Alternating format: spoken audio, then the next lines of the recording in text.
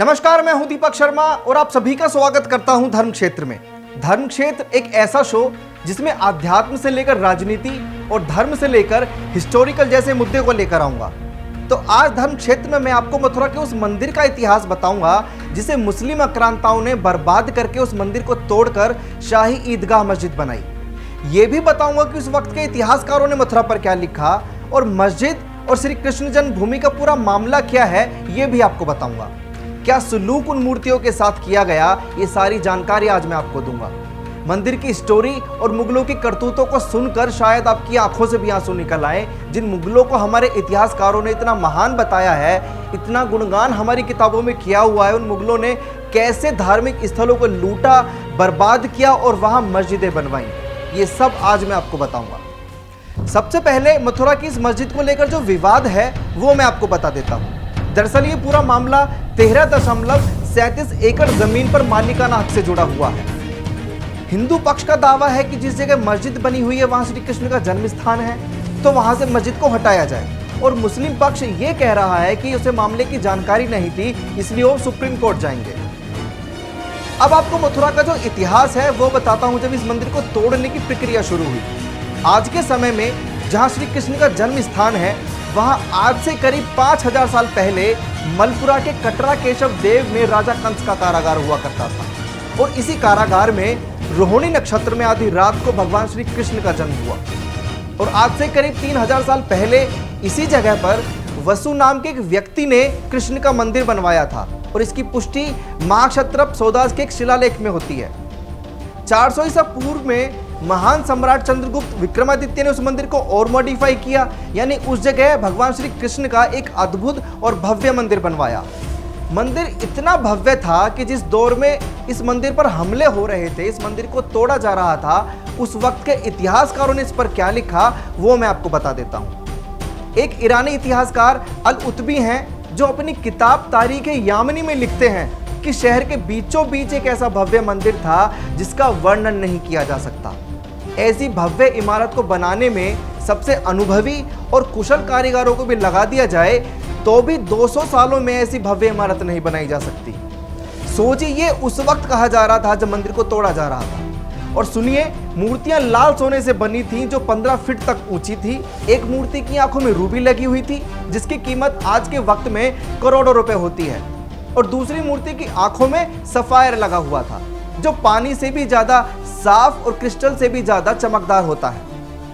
अब आपको इस मंदिर के लूट और तबाही का किस्सा बताता हूं। सन 1017 में महमूद गजनवी ने इस मंदिर को अपना निशाना बनाया। महमूद गजनवी के ऐसा लुटेरा था जिसने इस मंदिर को लगातार 21 दिनों तक लूटा और मंदिर को तुड़वा दिया। तारीख-ए-यामनी में इस बात का जिक्र मिलता है कि सुल्तान ने आदेश दिया कि सभी मंदिरों को जला दिया जाए और जमीन को समतल कर दिया जाए। उसके बाद करीब 100 सालों के बाद हिंदुओं ने जैसे तैसे करके इस मंदिर को फिर से बनाया, लेकिन कुतुबुद्दीन ऐबक ने अपने शासनकाल में इसे फिर से तोड़वा दिया। उसके बाद मंदिर का एक बार फिर से निर्माण हुआ, जिसके बाद सिकंदर लोदी का शासनकाल आया जो 1489 से लेकर 1517 के बीच था। और उसके शासन में इस मंदिर को एक बार फिर से तोड़ा गया। सिकंदर लोदी हिंदुओं से और इन मंदिरों से इतनी नफरत करता था कि उसने मंदिरों को तोड़कर सराय में बदल दिया और मूर्तियों को मांस का वजन तोलने वाले मांस बेचने वालों को दे दिया। इस बात का जिक्र मुगल बादशाह जहांगीर के समय के एक इतिहासकार हैं अब्दुल्ला, वो अपनी किताब में करते हैं। वो लिखते हैं कि सिकंदर लोदी इतना क्रूर और हिंदुओं से ईर्ष्या करने वाला था कि उसने मथुरा के सभी मंदिरों को पूरी तरह से बर्बाद कर दिया और मूर्तियों को कसाईयों को दे दिया, मंदिरों को सराय में बदल दिया और सभी हिंदुओं पर प्रतिबंध लगा दिया। ये उस वक्त की इस किताब में लिखा हुआ है। सोचिए उस मुगल राज में क्या दशा हिंदुओं की रही होगी। 16वीं सदी आते आते मथुरा में एक बार फिर से मंदिर का निर्माण हुआ और ये मंदिर बुंदेला शासक वीर सिंह ने बनवाया। मंदिर बेहद ही खूबसूरत और भव्य था। इसका शिखर सोने से ढका हुआ था और ये मंदिर मथुरा से 36 मील दूर आगरा से भी दिखाई देता था। फिर उसके बाद औरंगजेब का समय आता है जिसने अपने दौर में भयंकर तबाही मचाई। ये इतना क्रूर शासक था और हिंदुओं से इस कदर नफरत करता था कि उसने हिंदू त्योहारों पर भी प्रतिबंध लगा दिया। मैंने कहा था ना कि आपकी आंखों से ये सब सुनकर शायद आंसू निकल आएंगे।